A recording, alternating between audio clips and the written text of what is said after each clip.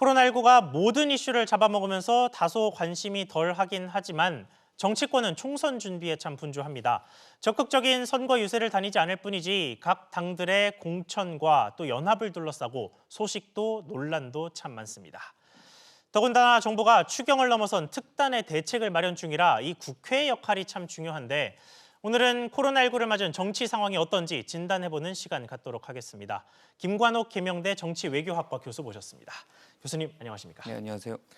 네, 먼저 미래한국당 야당 쪽부터 소식을 좀 짚어보겠습니다. 이 비례대표 명단을 최근에 공개를 했는데 그야말로 당이 발칵 뒤집혔다라는 상황이 적절한 표현인 것 같고요.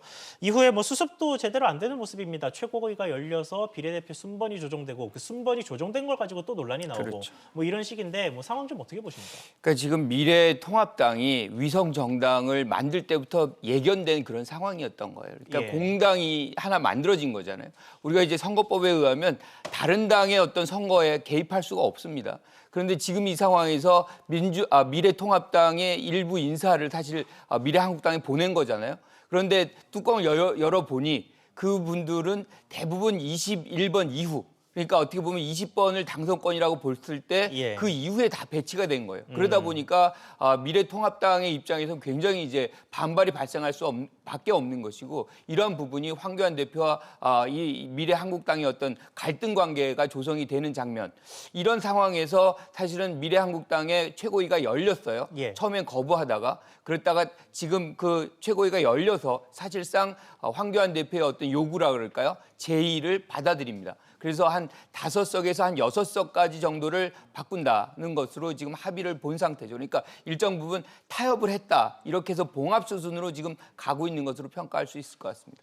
그렇군요. 자, 그런데 이 미래한국당의 한선교 대표와 또 공병호 공천관리위원장 사이에도 좀 이견차가 심한 것 같습니다. 그렇죠. 그런데 네. 이게 또 조절이 된 거죠. 왜냐하면 이제 그 전에는 공병호 위원장은 이미 정한 것이기 때문에 예, 사실은 바꿀 수 없다. 없다라는 거죠. 그게 어떻게 보면 당연한 거예요. 공당이 스스로 정한 것을 타당의 어떤 압력에 의해서 바꾼다. 이건 한국 정당 정치의 어떻게 보면 흑역사나 마찬가지거든요. 이제 이런 부분에서 공관위원장으로서는 당연히 할 얘기를 했지만 한선교 대표도 황교안 대표와의 그 관계 그리고 얘기했던 것들이 있잖아요. 그러니까 본인도 받아들일 것을 있기 때문에 아마 공병호 위원장과 같이 얘기를 했고, 공병호 위원장도 그 부분을 일정 부분 받아들였다. 그렇게 해서 이제 제2로 들어간다. 이렇게 합의를 본 것 같습니다. 그러면 일각에서 제기되던 통합당이 미래한국당을 버리고 자체 비례 후보를 내거나 아니면 아예 또 다른 당을 만들거나 이런 가능성은 좀 줄어들었다라고 볼 수 있겠네요. 거의 없어진 거죠. 그러니까 그 얘기를 사실 제기한 거는 일종의 압박용이었거든요. 너희가 우리를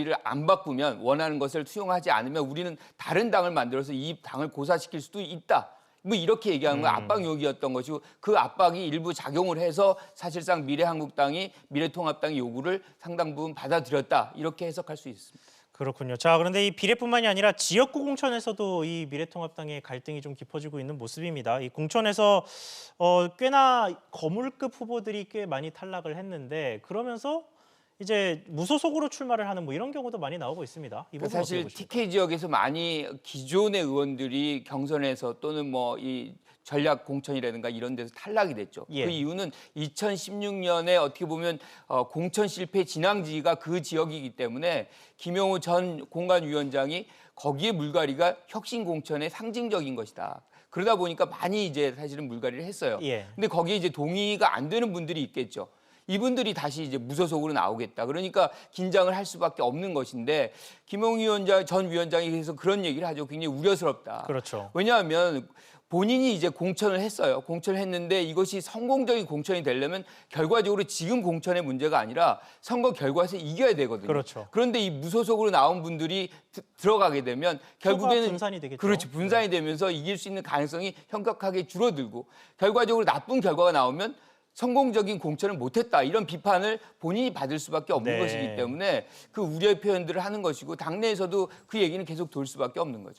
알겠습니다. 자, 이번엔 여당 이야기로 좀 가보겠습니다. 더불어민주당도 결국 비례 위성 정당을 출범을 시켰습니다. 이름이 더불어시민당이라고 하던데 이게 민주당과 상관없이 자체적으로 운영될 거다라고 말은 하지만 정치권에서 믿는 사람은 별로 없어 보입니다.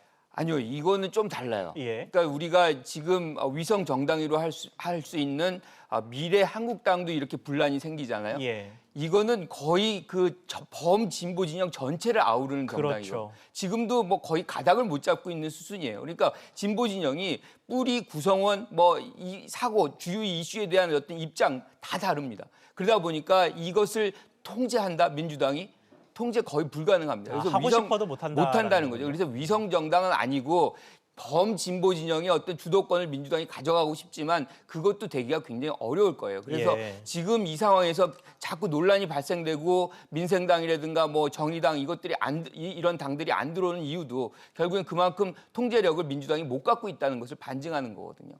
그렇군요. 자, 그리고 정치개혁연대가 원래 비례연합정당을 함께 추진했던 곳인데 이곳에서 이제 결과물인 더불어시민당의 모습을 놓고도 상당히 강도 높은 비판을 했습니다. 어떤 이유 때문입니까? 그러니까 시민을 위하여라는 플랫폼이 하나 있고요. 그다음에 정치개혁연합이라는 게 있어요. 두 개가 사실 합쳐서 하나의 어떤 플랫폼을 만들기로 했는데 예. 이 둘 사이에 사실 통합의 갈등이 조성이 되고 그러다 보니까 시간은 급하고 그러니까 민주당이 그러면 일단 정당에 등록을 한 시민을 위하여를 잡고 간다. 이렇게 해서 출발을 하는 거죠.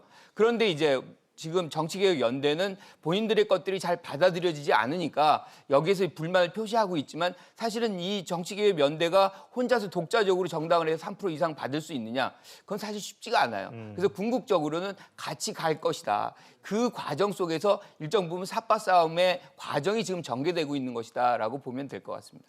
그렇군요. 자, 추경 이야기를 잠깐 해보겠습니다. 국회가 뭐 12일 만에 정부가 제출한 추경안을 통과시키면서 이번엔 꽤나 속도전을 좀 보여줬는데 이게 통과가 사실 되기 전부터 2차 추경, 3차 추경 이런 이야기가 나오고 이 여야에서도 좀 논의가 진행이 물밑에서는 좀 되고 있을 것으로 보이는데 추경 또 재난 기본소득 뭐 전 국민에게 100만 원을 주자 뭐 이런 것들이 이제 계속 공론화가 되고 있는데 이 지금 현재 정치 지형을 봤을 때 이런 다소 파격적인 경제 정책들이 어떤 식으로 논의가 좀 될 거라고 보십니까? 그러니까 지금 이 부분은 정치 지형과는 좀 떠나야 된다. 왜냐하면 이게 경제가 그냥 한국에 국한된 경제의 문제가 아니고요. 전 세계 글로벌한 경제의 문제로 비화가 돼버린 거예요. 그러니까 우리가 1997년 IMF 때나 2008년 서프라임 모기지 사건 때만 해도 문제의 근원은 수요가 이제 단절이 된 것이고 줄어들었던 것이 그것만 예. 풀어주면 되는 거거든요.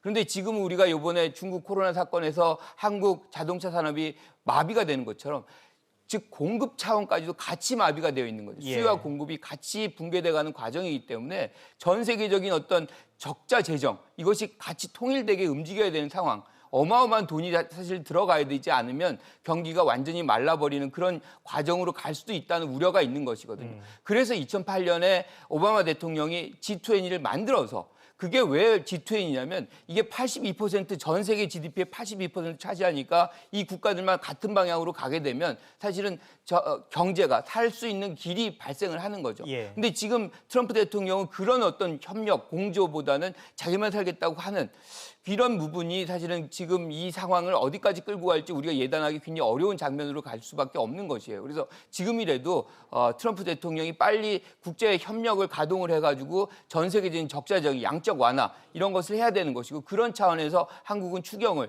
좀 더 과하다 싶을 정도로 해도 지금은 위기 상황이기 때문에 우리는 굉장히 긴급하게 필요한 장면에 있다 이렇게 얘기할 수 있을 것 같습니다. 네, 알겠습니다. 오늘 말씀 여기까지만 듣겠습니다. 지금까지 김관옥 교수와 함께 이야기 나눠봤습니다. 교수님 말씀 감사합니다.